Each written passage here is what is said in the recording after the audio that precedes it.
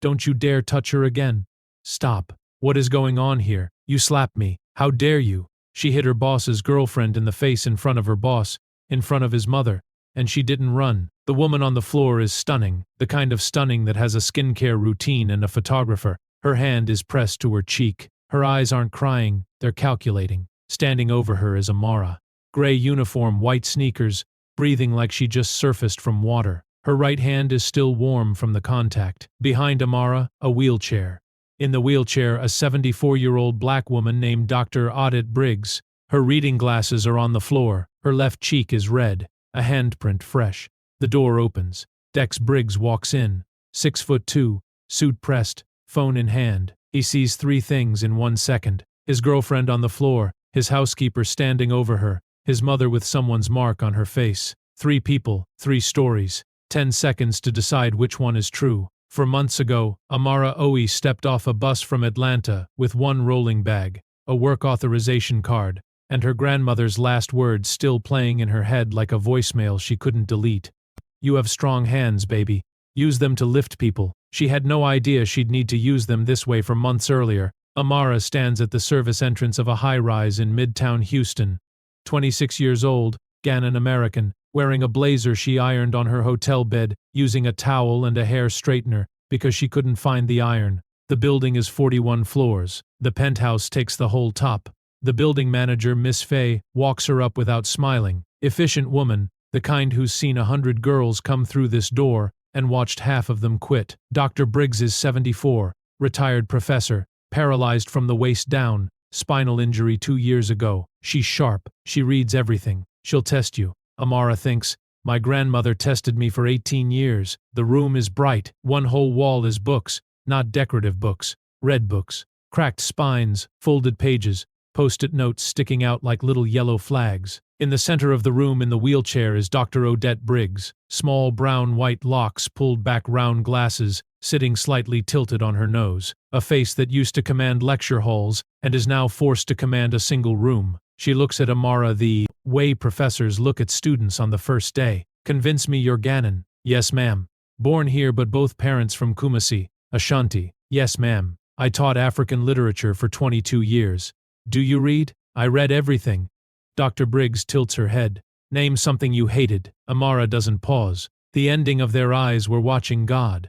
Janie Berry's tea cake in the book acts like that's peace. That's not peace. That's survival dressed up pretty. Something moves on the old woman's face, not a smile. The space where a smile could live. You start this afternoon. Amara has been lifting women who can't walk since she was 8 years old. Her grandmother had a mess, bathed her, dressed her, braided her hair, pushed her wheelchair to church every Sunday. Her grandmother died when Amara was 23. Last words through the oxygen mask. Strong hands. Use them to lift people. That's the only reason Amara took this job, not the pay. She knows what it means to be the person who cares for someone the world stopped seeing. Within 2 weeks, she and Dr. Briggs find their rhythm. Mornings, Dr. Briggs reads poetry aloud. Her professor's voice comes back like a muscle memory. Strong, sure, filling the room. Afternoons, Amara reads and Dr. Briggs argues. They fight about books the way people fight when they've been waiting their whole lives for someone worth the disagreement. Toni Morrison writes like she's daring you to keep up. Dr. Briggs says because she is. She never slowed down for readers who weren't ready. Dr. Briggs looks at Amara, not employer to employee, reader to reader. The braiding starts in week 3. Amara is detangling Dr. Briggs's locks when she asks, "Can I redo these? I could take them out, wash them, start fresh. My grandmother said clean locks felt like a crown. I'm 74. My grandmother was 81. Silence. Do it." For hours later, Amara holds up a mirror. Dr. Briggs touches her fresh locks slowly like she's reading something in them. I look like somebody's grandmother. You look like a professor. Those aren't different things. She laughs, real and full.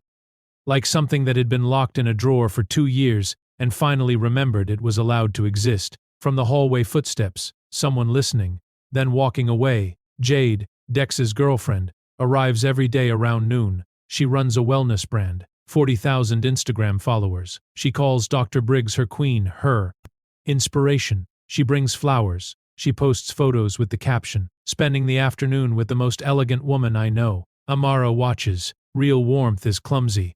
It interrupts itself. It laughs at wrong moments. Forgets what it said. Jade's warmth is choreographed. Every gesture landing precisely where it's supposed to. Every word preloaded. Amara's grandmother used to say, when someone is too careful with their kindness, they're hiding the opposite. Day 11. Amara comes back with afternoon tea. The door is cracked. Jade's voice low and smooth. He'll put you somewhere eventually after the wedding. Somewhere nice. A facility. You'll have your books, but you won't have this view. You won't have him stopping by, because I'll explain that the facility offers better care.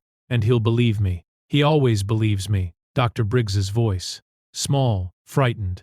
Please don't do this.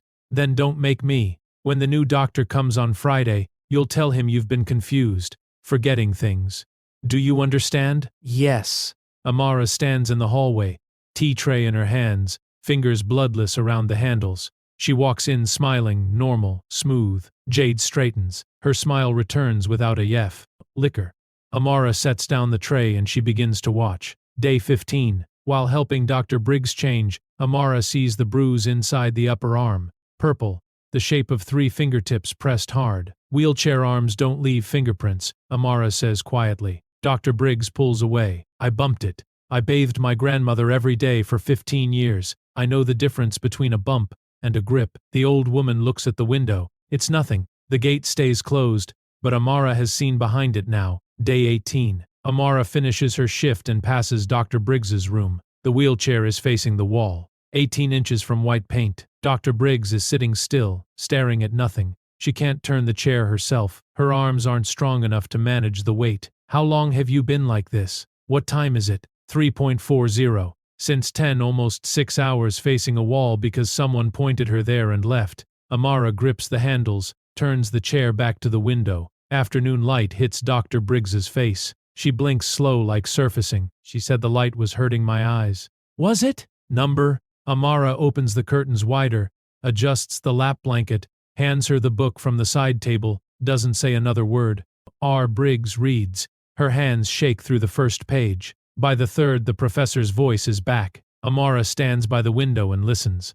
Her jaw is clenched so tight it throbs. Day 22. The glasses are gone. Amara searches for 2 days before she finds them. Tucked into the back of a bureau drawer beneath folded scarves. Jade put them there. Dr. Briggs has been sitting for days in a blur. Unable to read. Unable to see the skyline. Unable to be the professor. Just a woman in a fog. Amara cleans the lenses with her apron. Kneels beside the wheelchair. Places them on Dr. Briggs's face the same way she used to place her grandmother's reading glasses on. Gently, like they matter because they do. Dr. Briggs's eyes focus. The room sharpens. The bookshelf, the window, Amara's face. Thank you, she whispers. That night, Amara lies in her small room at the end of the service hall and stares at the ceiling. She doesn't cry for herself. She cries for the woman down the hall who won't. Day 27. Amara hears it from the corridor. A sharp sound, skin on something hard. Then a short cut-off cry. She opens the door. Jade is standing beside the wheelchair. Dr. Briggs's hand is in her lap. Already SW.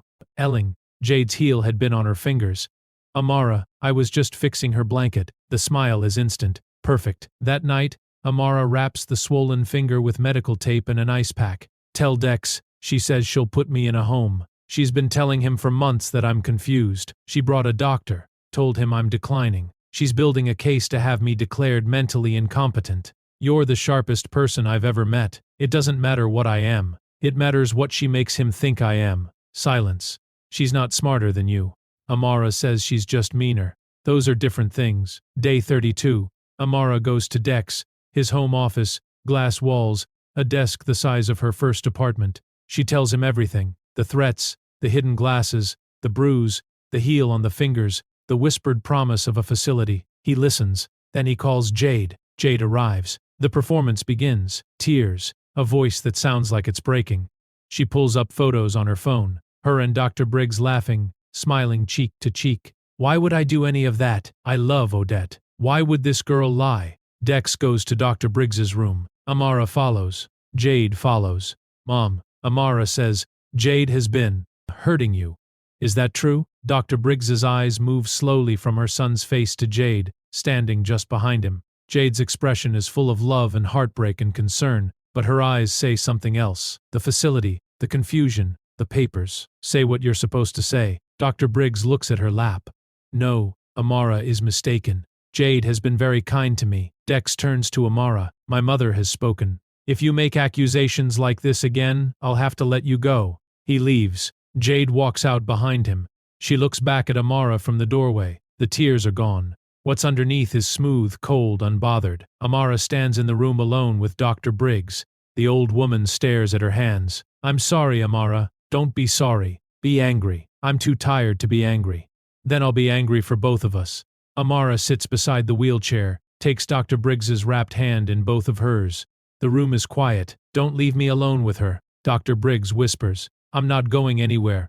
The weeks pass. Amara stays, braids, reads, cooks, argues, holds. Dex begins to notice not the abuse, but the change. He walks past his mother's room one afternoon and hears laughter. He stops. Both women are mid-aru about whether Zora Neale Hurston was fearless or reckless. His mother is winning. He hasn't heard that sound in 2 years. He watches for almost 3 minutes. Then he walks away that evening in the kitchen. My mother laughed today. She laughs most days. She didn't used to. She wasn't given enough reasons. What did you do differently? Amara turns to face him. I braided her hair. I read with her. I made her gel off. I argued about books. I treated her like a human being, not a liability in a wheelchair. I treat her well. You treat her like a duty. How are you, Mom? Good. Okay, that's not a conversation. That's an attendance record. Nobody talks to Dex Briggs like this. Not board members. Not lawyers. His housekeeper just did. She was a professor. Amara says she shaped people's thinking for 22 years, and she's been sitting in that wheelchair for 2 years, with no one who treats her like she's still that woman. He says nothing. That night he goes to his mother's room. He stays for over an hour, not 10 minutes, an hour. Meanwhile, Jade notices the shift too. Dr. Briggs is stronger, louder, dangerous. She escalates. She limits Amara's hours, replaces the physical therapist with someone who, reports back to her. Tightens everything. Squeezes. Month 4, Thursday, 4:12 p.m. Dr. Briggs finds the professor's voice one last time. I'm going to tell my son what you are. He sat with me last week. He heard me. He's starting to see me again. And when he sees me clearly, he'll see you clearly. Jade's voice drops flat. Final. No, he won't. The sound comes before the comprehension. Sharp skin on skin. An open hand striking a 74-year-old woman's face, hard enough to knock her sideways. The glasses spin off and hit the marble. Amara opens the door. Frame 1. Jade standing over the wheelchair, hands still raised, face completely blank. The look of someone completing a task they've done before. Frame 2. Dr. Briggs, head turned from the impact, left cheek dark, eyes open, defiant. Frame 3. The glasses on the floor. One lens cracked. The things she needs to read, see to be herself. Amara looks at the handprint, looks at the glasses, looks at Jade's blank face. Something ignites. Not anger, not bravery. A reflex. The same reflex that made her lift her grandmother every morning. The same one that made her ice a swollen finger at midnight. The reflex of a woman built by 18 years. RS of pushing a wheelchair to church. Of standing between the vulnerable and the world. 3 steps. Her right hand open palm, not a fist. Correction. Her palm connects with Jade's cheek. Jade goes sideways off the armrest. It's the marble. Her hair fans out. Her hand flies to her face. Amara stands between the wheelchair and the woman on the floor. Her palm stings. Her visa is over. Her job is over. She doesn't move. Don't touch her again. Behind her, Dr. Briggs looks at Amara's back with an expression that has no name. The expression of someone who just watched a stranger run into traffic for them. Someone fought for me. 30 seconds. The door opens. Dex walks in. Jade speaks first. Always first. The tears are already there. Right on schedule. She hit me out of nowhere. I was just visiting your mother and she hit me. Dex looks at Amara. Amara says nothing. Stands still. Mom, what happened? Dr. Briggs's eyes move to Jade. Behind Dex. Jade's face is grief and shock and love. Her eyes say, the home, the papers, the doctor. Say what you always say. Something is different. Today, a woman in a gray uniform crossed a room for her. Not for money, not for status. Because she has strong NDs and someone told her what they're for. Someone fought for me. The gate opens. She slapped me. The room goes still. Jade slapped me today. And before today, Dr. Briggs's voice gets steadier with every word. The professor returning. She pinches my arms. She stood on my fingers. She hid my glasses. She turned my wheelchair to face the wall and left me there for hours. She whispered that she'd put me in a home, that she'd tell you I'm losing my mind. Jade shakes her head. She's confused, Dex. I told you she's been. She just described a 2-year campaign in precise chronological order. Dex says, that is not confusion. That is testimony. He looks at Jade for a long moment. Get out. You're choosing the housekeeper over me. I'm choosing my mother. I should have chosen her 2 years ago. Jade leaves, heels on marble, getting quieter, then gone, but not finished. At 6:22 p.m., Jade calls the police. My boyfriend's domestic worker assaulted me. Technically true. The law doesn't ask why. Amara is questioned. Her work authorization is flagged. Immigration notified. Jade leaks the story to a blogger she knows. Billionaire's housekeeper attacks girlfriend. African immigrant faces deportation. The comments are immediate, vicious, predictable. Deport her. Who does she think she is? Amara reads the comments in her small room at the end of the service hall. Her hands don't shake. Her grandmother heard worse from church ladies who thought a woman in a wheelchair was divine punishment. Dex knocks on her door. I've called a lawyer. Why? Because you did what I should have done. I hit your girlfriend. You hit the woman torturing my mother. Courts won't see it that way. Courts will see the evidence. He pauses. I had cameras installed after the renovation. Every common room they upload to a private server. Jade didn't know. Amara stares at him. 2 years of footage. Why didn't you check when I told you the first time? He has no answer. The answer is he didn't want to see. I'm watching now. He watches it alone. 6 hours. His office dark except for the screen. He sees Jade hide the glasses, methodical, opens the drawer, places them inside, closes it, walks out, leaves a 74-year-old woman in a blur. He sees her turn the wheelchair to the wall, watches his mother grip the armrests, try to turn herself, fail, give up, sit for hours facing white paint, while the Houston skyline shines beneath. End her. He sees her stand on his mother's fingers, the cut-off cry, the smile on Jade's face, not cruelty, something worse, boredom. He hears the whispered threats, audio clean, every word. He'll put you somewhere clean. You'll have your books, but you won't have him. He watches his mother's face absorb each word. Watches the professor compress. Watches a woman being made smaller, visit by visit, whisper by whisper. And he watches Amara braiding locks, patient, the same pattern every week. Dr. Briggs's face shifting from hollow to alive as each row takes shape. Amara finding the glasses, cleaning the lenses with her apron, kneeling, placing them on Dr. Briggs's face like they're precious because they are. Amara turning the wheelchair back to the window, the light hitting his mother's face, his mother blinking slow like coming out of a dark room. Amara sitting beside the wheelchair in the middle of the night, not speaking, just there. 2 women in the same room across 2 years, one shrinking her, one rebuilding her. He watches the footage from that afternoon last.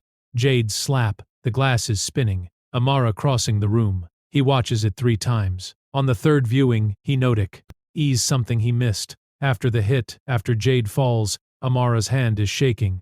Her whole body is shaking. She is terrified, but she doesn't move away from the wheelchair. She plants herself between Dr. Briggs and the woman on the floor, and she stays. Dex opens the family trust documents. Then he calls his head of legal. Then he calls his private investigator. At 3:54 a.m. The accident 2 years ago, my mother's spinal injury. I need the full incident report. Vehicle maintenance records. That case was closed. Open it. The report comes back 48 hours later. The brake inspection scheduled for the morning of the accident was cancelled by a phone call. The number traces to Jade's business manager. The brakes, the phone call, the timing. Dex sits with it for a full day.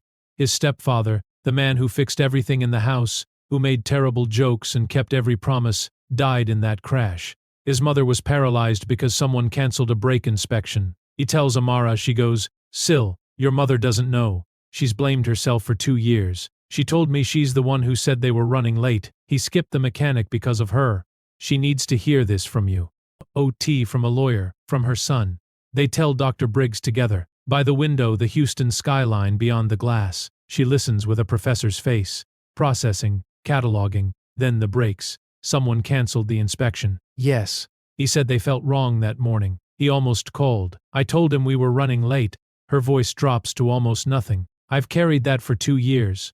It wasn't your fault, Mom. She doesn't cry. She goes completely still. The room holds its breath. Then the professor's voice comes back, clear, absolute, like a verdict. I want her to know that I know, and I want the world to know all of it. The press conference. Dr. Briggs insists on attending. Wheelchair, fresh locks, new glasses. Amara found an identical pair within a day, wouldn't let her go without. The room is full of cameras. Reporters expecting a celebrity scandal. Dex speaks first. 3 days ago, my housekeeper struck my girlfriend. Media reported it as an unprovoked attack. I'm here to show you what actually happened. The screens activate. 12 minutes of footage. The room watches in silence. The hidden glasses. The wheelchair turned to the wall. The heel on the fingers. The gasps are audible.